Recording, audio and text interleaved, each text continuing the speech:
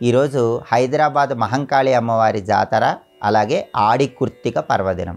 ఈ సందర్భంగా ఎలాంటి ముఖ్యమైన విధి విధానాలు పాటిస్తే సమస్త శుభాలు చేకూరతాయో నేటి శుభం లాభం అనే శీర్షికను పరిశీలిద్దాం.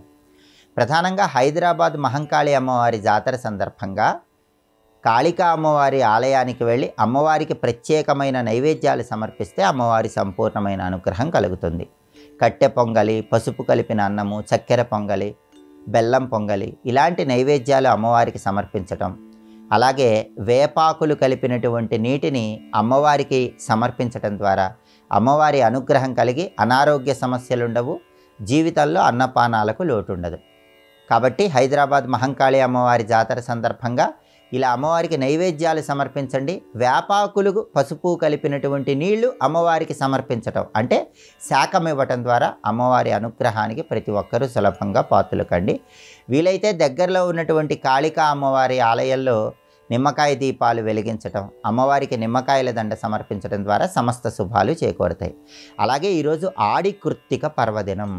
సుబ్రహ్మణ్యేశ్వర స్వామి వారికి సంబంధించిన పర్వదినాలలో ఈ ఆడి కృత్తిక పర్వదినానికి ప్రత్యేకమైన ప్రాధాన్యత ఉంది.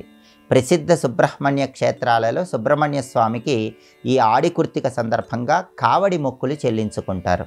పాల కావడి, పూల కావడి, పన్నీరు కావడి, గంధం కావడి, ఇలా రకరకాల కావడి మొక్కులు ఉంటాయి. భక్తులు ఏదైతే మనస్సులో అనుకుంటారో ఆ ద్రవ్యాన్ని కావడిలో ఉంచి ఆ కావడి మోసుకుంటూ వెళ్ళి సుబ్రహ్మణ్య స్వామికి కావడి మొక్కులు చెల్లించుకుంటారు. అలాగే సుబ్రహ్మణ్య స్వామికి చెంగల్వనాథుడు అనే పేరుంది. ఆయనకి చెంగల్వ పూలంటే ఎంతో ప్రీతిపాత్రం. కాబట్టి చెంగల్వ పూలు అలంకరించినటువంటి కావడులు భుజాన మోసుకుంటూ వెళ్ళి సుబ్రహ్మణ్య స్వామికి కావడి మొక్కులు చెల్లించుకునే పర్వదినం ఆడి కృత్తిక పర్వదినం. ఈ సందర్భంగా మీ గృహంలో సుబ్రహ్మణ్య స్వామిని చెంగల్వ పూలతో పూజిస్తే సుబ్రహ్మణ్యుడి సంపూర్ణమైన అనుగ్రహం కలుగుతుంది. చెంగల్వ పూలు అందుబాటులో లేని పక్షంలో దానికి ప్రత్యామ్నాయంగా ఎర్ర మందార పూలతో సుబ్రహ్మణ్యుడిని పూజించిన సుబ్రహ్మణ్యుడి సంపూర్ణమైన అనుగ్రహం కలుగుతుంది. అలాగే సుబ్రహ్మణ్య స్వామికి ఆడి కృత్తిక సందర్భంగా ప్రత్యేకమైన ద్రవ్యాలతో అభిషేకం చేయటం ద్వారా ప్రత్యేకమైన ప్రయోజనాలు చేకూరుతాయి. ఆవు పాలతో అభిషేకం చేస్తే దీర్ఘాయుర్దాయం కలుగుతుంది. ఆవు పెరుగుతో అభిషేకం చేస్తే సంతానపరమైన సమస్యలు తొలగిపోతాయి. తేనెతో సుబ్రహ్మణ్యుడికి అభిషేకం చేస్తే ఆరోగ్యం సిద్ధిస్తుంది, కళారంగంలో మంచి పురోభివృద్ధి ఏర్పడుతుంది.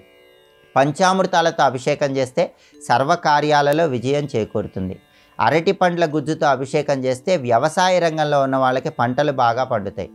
నారింజ పండ్ల రసంతో అభిషేకం చేస్తే సంఘంలో గౌరవ మర్యాదలు, కీర్తి ప్రతిష్టలు లభిస్తాయి. లేత కొబ్బరి బొండా నీళ్లతో అభిషేకం చేస్తే సకల సంపదలు సిద్ధిస్తాయి. బియ్యపిండితో అభిషేకం చేస్తే రుణ బాధల నుంచి బయటపడవచ్చు. కుంకుమ పువ్వు కలిపి నీళ్లతో అభిషేకం చేస్తే సౌందర్యం పెరుగుతుంది. గంధ జలాలతో అభిషేకం చేస్తే ధన కనక వస్తువాహన ప్రాప్తిని సిద్ధింపజేసుకోవచ్చు. ఇలా ఒక్కొక్క ద్రవ్యంతో సుబ్రహ్మణ్య స్వామికి ఆడి కృత్తిక సందర్భంగా అభిషేకం చేయటం ద్వారా ఒక్కొక్క రకమైన ప్రయోజనాన్ని సిద్ధింపజేసుకోవచ్చు. కాబట్టి హైదరాబాద్ మహంకాళి అమ్మవారి జాతర సందర్భంగా సుబ్రహ్మణ్యుడి పర్వదినమైనటువంటి ఆడి కృత్తిక పర్వదినం సందర్భంగా ఈ విధి విధానాలు పాటించండి. సమస్త శుభాలను సిద్ధింపజేసుకోండి.